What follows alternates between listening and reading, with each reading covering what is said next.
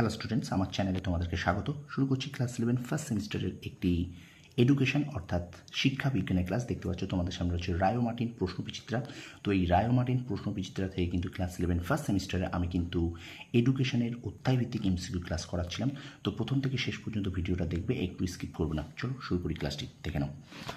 তো দেখো, আমরা আজকে রায় মার্টিন প্রশ্নবিচিত্রা থেকে এডুকেশনের কিন্তু আজকে আমরা 9 নম্বর পর্ব করব, নবম। ঠিক আছে, নবম পর্ব অধ্যায়ভিত্তিক এমসিকিউ ক্লাসের নবম পর্ব। আমরা 28 দাগ থেকে পড়বো। আগের দিন আমরা কিন্তু 27 দাগ পর্যন্ত পড়েছিলাম। চলো আমরা কোন অধ্যায়টা পড়ছি দেখে নিই। আমরা কিন্তু পড়ছি শিক্ষার সংস্থাসমূহ, এই চ্যাপ্টারটা কিন্তু আমরা পড়ছিলাম। ঠিক আছে, দেখো শিক্ষার সংস্থাসমূহ এই অধ্যায়টা কিন্তু আমরা পড়ছিলাম। তো আজকে কিন্তু এই অধ্যায়ের আমরা 27 পর্যন্ত পড়েছি, 28 থেকে করবো। ঠিক আছে, তো চলো শুরু করে দিই। ক্লাস 11 ফার্স্ট সেমিস্টার রায়ো মার্টিন প্রশ্নবিচিত্রা থেকে এডুকেশন অর্থাৎ শিক্ষা বিজ্ঞানের অধ্যায়ভিত্তিক 9 নম্বর এমসিকিউ ক্লাস। ঠিক আছে, তো অধ্যায়টির নাম কিন্তু দেখে নাও, অধ্যায়টির নাম কিন্তু শিক্ষার সংস্থাসমূহ। শিক্ষার সংস্থাসমূহ। চলো শুরু করি ক্লাসটি। দেখো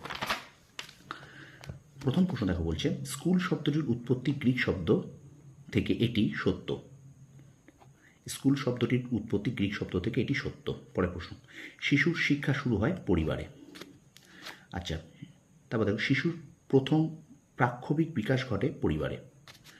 আচ্ছা, ইন্টারনেটের সম্পূর্ণ নাম কি? দেখো ইন্টারনেটের সম্পূর্ণ নাম কিন্তু ইন্টার কানেক্টেড নেটওয়ার্ক।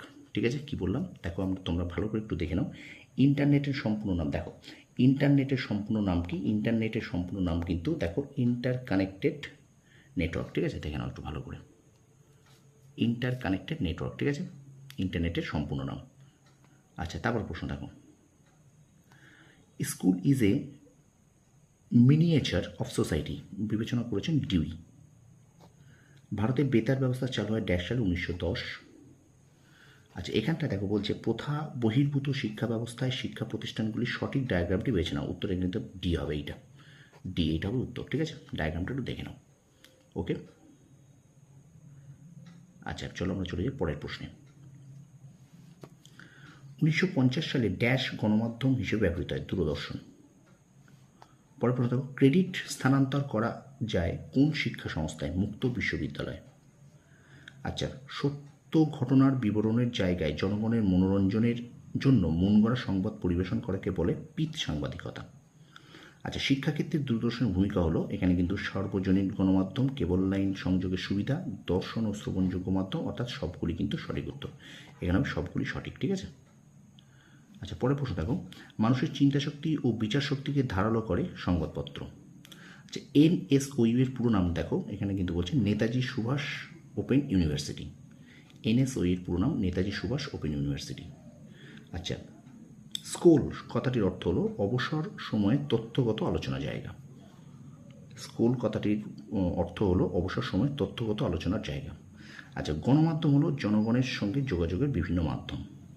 পরে পরে দেখো, এখানে ধর্মীয় প্রতিষ্ঠান, পরিবার, গণমাধ্যম, সামাজিক প্রতিষ্ঠান, এটা বলছে ডায়াগ্রামের ভিত্তিতে শূন্যস্থান পূরণ, এটা অনিয়ন্ত্রিত শিক্ষা। ঠিক আছে, তো স্টুডেন্টস ভিডিওটা কিন্তু অবশ্যই তোমরা কিন্তু লাইক করবে, শেয়ার করবে বন্ধুদের মাঝে। আর আমার চ্যানেল যদি নতুন হয়ে থাকে অবশ্যই কিন্তু চ্যানেলটাকে সাবস্ক্রাইব করো, পাশে থাকা বেল আইকনটি প্রেস করে রাখবে। ঠিক আছে, চলো আমরা ভিডিওটা এগিয়ে নিয়ে যাই। চলো পরের প্রশ্ন চলে যাই। চলো একটু শেয়ার করে দাও, একটু লাইক করে শেয়ার করো। দেখো আচ্ছা, এখানে দেখো বিবৃতি এবং কারণ আছে, তোমরা এখানে উত্তরটা হবে এ ও আর দুটোই সঠিক, আর এর সঠিক ব্যাখ্যা। ঠিক আছে, বিবৃতি কারণ।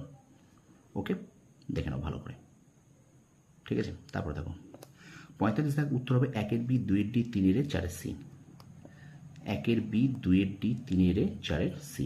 ঠিক আছে, ওকে পরের প্রশ্ন, বিদ্যালয়ের সীমাবদ্ধতা প্রদত্ত কোনটি? এখানে কিন্তু কৃত্রিম পরিবেশ, কঠোর নিয়ম শৃঙ্খলা, পরীক্ষা নির্ভর, সবগুলি সঠিক এখানে।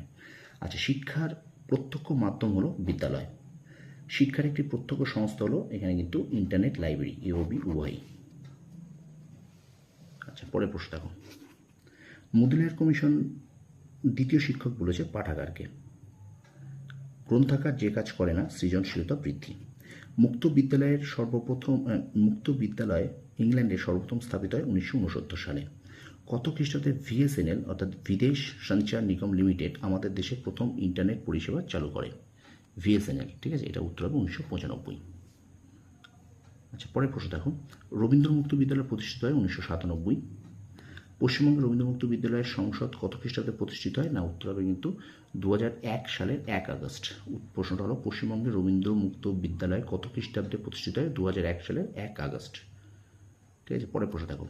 শিক্ষাক্ষেত্রে গ্রন্থাগারের প্রধান ভূমিকা হলো জ্ঞানের ভাণ্ডার সমৃদ্ধ করা। এবং শেষ প্রশ্ন দেখে নাও, আজকের এই অধ্যায়ের শেষ প্রশ্ন এবং আজকের ক্লাসের শেষ প্রশ্ন।